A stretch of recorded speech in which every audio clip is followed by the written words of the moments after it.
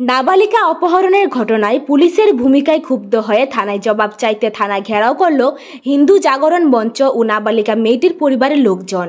জানা গেছে, সিপাহীজলা জেলার মধুপুর থানা এলাকার গত 12 দিন আগে একটি 15 বছরের নাবালিকা মেয়েকে কমলা সাগর মিয়াপাড়া এলাকার এক যুবক বিভিন্ন প্রলোভন দেখিয়ে ফুসলিয়ে বাড়ি থেকে বের করে জোরপূর্বক গাড়িতে করে নিয়ে চম্পট দেয়। সেদিন রাত হয়ে গেলেও নাবালিকা মেয়েটি বাড়িতে ফিরে না আসায় তার পরিবারের লোকজন খোঁজাখুঁজি শুরু করে। সমস্ত জায়গায় খোঁজাখুঁজি করার পরেও কোনো সন্ধান না পেয়ে মধুপুর থানায় ওই যুবকের বিরুদ্ধে লিখিত আকারে অপহরণের মামলা দায়ের করে। কিন্তু আজ 12 দিন হয়ে গেলেও পুলিশ নাবালিকা মেয়েটিকে খুঁজে বের করে আনতে পারেনি। নাবালিকা মেয়েটির পরিবার প্রতিনিয়ত পুলিশের সাথে যোগাযোগ রাখলেও মধুপুর থানার পুলিশের কোনো সক্রিয় ভূমিকা দেখা যায়নি নাবালিকার উদ্ধারের ঘটনায়। অবশেষে সোমবার দুপুরে নাবালিকা মেয়েটির পরিবার সহ হিন্দু জাগরণ মঞ্চের কর্মীরা মধুপুর থানা ঘেরাও করে এবং এতদিন হয়ে গেলেও কেন নাবালিকা মেয়েটিকে উদ্ধার করতে সক্ষম হয়নি সেই জবাব চাইতে যায়। কিন্তু থানার ওসি উপস্থিত না থাকায় মামলার তদন্তকারী অফিসারের কাছে ঘটনার জবাব চাইতে গেলে তিনি কোনো সুদুত্তর দিতে পারেননি বলে অভিযোগ।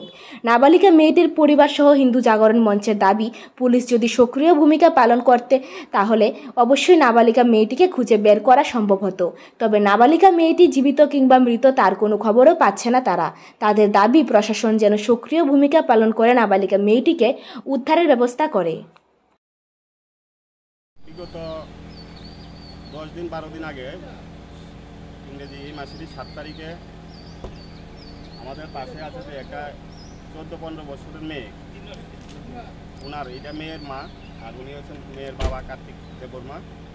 15 বছর মেয়েটার বয়স।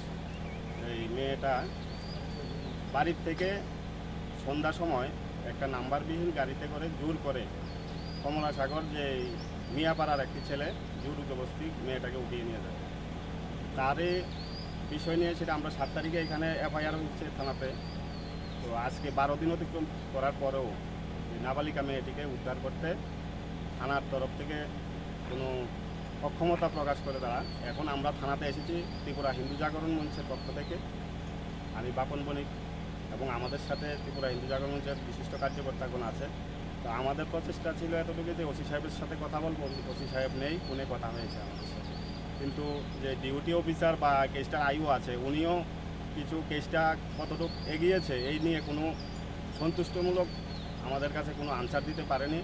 আমার মনে হচ্ছে যে প্রশাসন যদি এটা ভালোভাবে প্রেশার দেয় বা ভালোভাবে চেষ্টা করে মেয়েটা উদ্ধার করা যাবে। কিন্তু মেয়েটা এখন কি অবস্থায় আছে, ওর কি জীবন বেঁচে আছে কি নাই সেটাও আমাদের কাছে কোনো ইনফরমেশান এখন অবধি থানা থেকে আমরা পাইনি বা ওইটুকু কথা জানার কোনো আমাদের এখন অবধি জানতে পারিনি।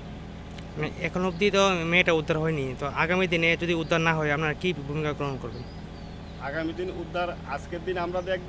এখন আমরা হাই অথরিটির সাথে কথা বলবো বিষয়টা নিয়ে কি করা যায়। আগামী দিন তো আমরা চাইবো না নিশ্চয়ই যে আমাদের দুটা হিন্দু মুসলিমের মধ্যে ত্রিপুরার মধ্যে একটি অপ্রীতিকর ঘটনা ঘটুক, সেটা আমরা নিশ্চয়ই চাইবো না। তো সেই দিকটা খেয়াল রেখে আগামী দিন আমরা আগামী স্টেপটা নেব, কী কী নিতে পারি। Bureau report, Janadarpan. বাপন বণিক।